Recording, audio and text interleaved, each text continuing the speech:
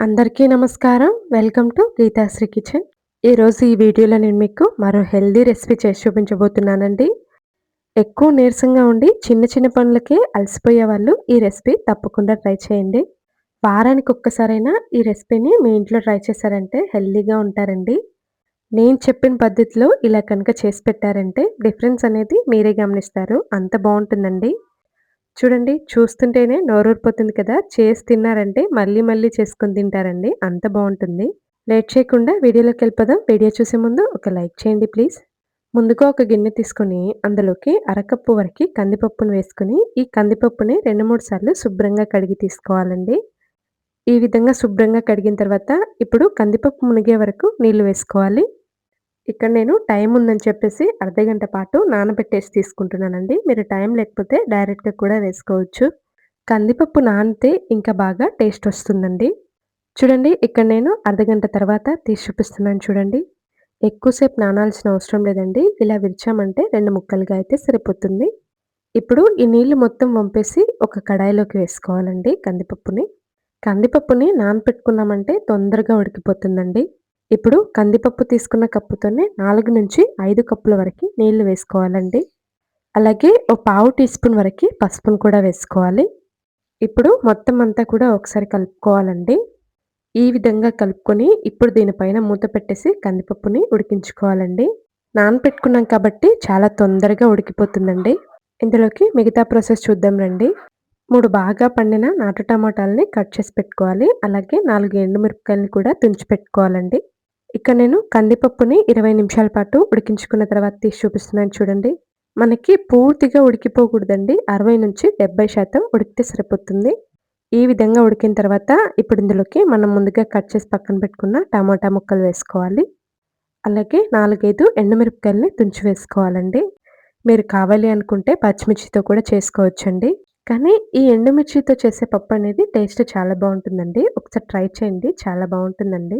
ఇప్పుడు మొత్తం అంతా కూడా కలుపుకొని ఇప్పుడు దీనిపైన మూత పెట్టేసి మళ్ళీ 4-5 నిమిషాల పాటు ఉడికించుకోవాలి. టమోటాలు వేసిన తర్వాత స్టవ్‌ని మీడియం టు లో ఫ్లేమ్‌లో ఉంచుకొని ఉడికించుకోవాలండి. ఇక్కడ చూడండి 5, 6 నిమిషాల తర్వాత మూత తీసి చూపిస్తున్నాను. పప్పు మొత్తం చక్కగా ఉడికిపోయిందండి. మరీ మెత్తగా కాకుండా ఇక్కడ నేను చూపిస్తున్న విధంగా కాస్త పలుకుగా ఉండాలండి. అప్పుడే మనకి పప్పు టేస్ట్ చాలా బావుంటుంది. ఇప్పుడు ఇందులోని ఎక్స్‌ట్రాగా ఉన్న నీళ్ళని మొత్తం ఈ విధంగా ఏదైనా ఒక గిన్నెలోకి తీసుకోవాలి. ఇప్పుడు ఈ నీళ్ళని పక్కన పెట్టేసుకొని పప్పు గుత్తితో కానీ, మ్యాషర్‌తో కానీ ఈ విధంగా మెత్తగా మ్యాష్ చేసుకోవాలండి. పప్పు అనేది ఎప్పుడైనా సరే మరీ మెత్తగా కాకుండా కాస్త పలుకుగా ఉండేలా చూసుకోవాలండి. అప్పుడే టేస్ట్ బావుంటుంది. ఇక్కడ నేను పూర్తిగా మెదిపిన తర్వాత తీసి చూపిస్తున్నాను చూడండి. ఈ విధంగా మెత్తగా అంతా కూడా బాగా మెదుపుకోవాలండి. ఈ విధంగా పప్పు మెత్తగా మెదిపిన తర్వాత ఇప్పుడు ఇందులోకి అర టీ స్పూన్ వరకి సాల్ట్ వేసుకోవాలండి. మీరు సాల్ట్ కొంచెం తక్కువగా తినేవాళ్ళైతే కొద్దిగా తగ్గించి వేసుకోండి.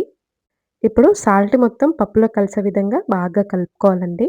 కన్సిస్టెన్సీ చూడండి మరీ లూజ్‌గా ఉండకూడదు. అలాగని మరీ గట్టిగా ఉండకూడదండి. ఈ విధంగా ఉంటే సరిపోతుంది. ఇప్పుడు దీన్ని పక్కన పెట్టేసుకోవాలి. ఇప్పుడు ఇందులోకి మెయిన్ పదార్థాన్ని చూపిస్తున్నాను చూడండి.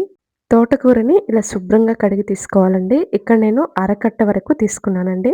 తోటకూరని మరీ పప్పులో ఎక్కువ వేయకూడదండి. కొద్దిగా వేసుకుంటే సరిపోతుంది. అరకట్ట వరకు వేసుకుంటే సరిపోతుంది.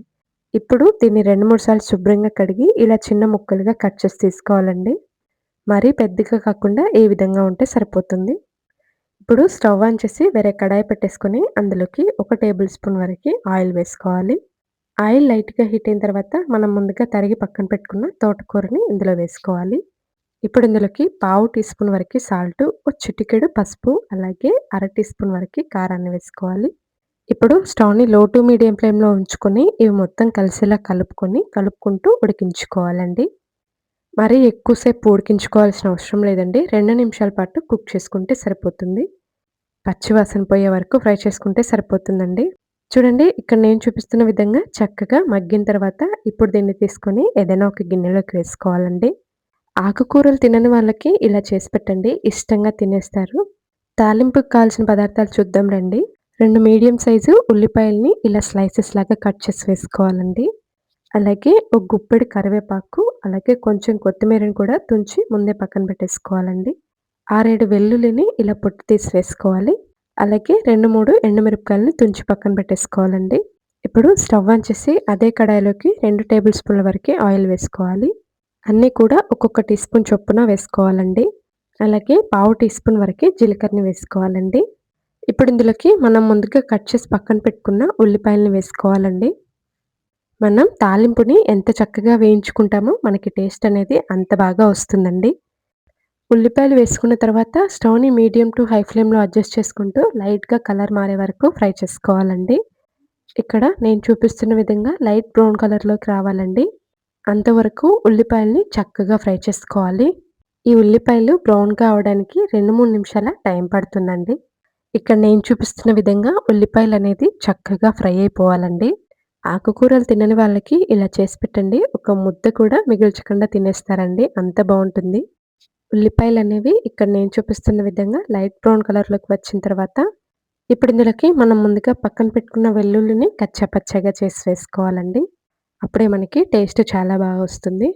ఇప్పుడు ఒకసారి కలిపేసుకొని పక్కన పెట్టుకున్న ఎండుమిరపకాయలు, అలాగే కరివేపాకును కూడా వేసుకోవాలి.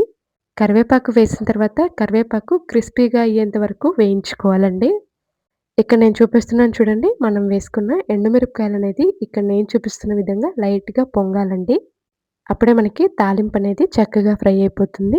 అంతా ఫ్రై చేసుకున్న తర్వాత ఇప్పుడు ఇందులోకి ఓ చిటికెడు ఇంగువను వేసుకోవాలండి. ఈ ఇంగువ మనకి అరుగుదలకి చాలా చక్కగా పనిచేస్తుందండి. తాలింపు కలర్ చూస్తేనే మీకు అర్థమైపోతుంటుంది. చక్కగా ఫ్రై అయిపోయిందండి.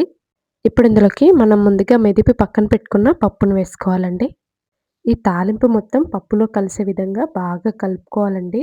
పప్పుని తాలింపులో వేసిన తర్వాత కమ్మటి వాసనొస్తుందండి. చాలా బావుంటుంది. అంతా కలుపుకున్న తర్వాత మనం ముందుగా ఫ్రై చేసి పక్కన పెట్టుకున్న తోటకూరని ఇందులో వేసుకోవాలి. ఇప్పుడు ఈ తోటకూర మొత్తం ఇందులో కలిసే విధంగా కలుపుకోవాలి.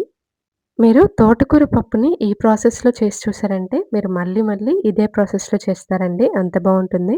చివర్లో కొత్తిమీర చల్లేసుకొని కలిపేసుకోవటం.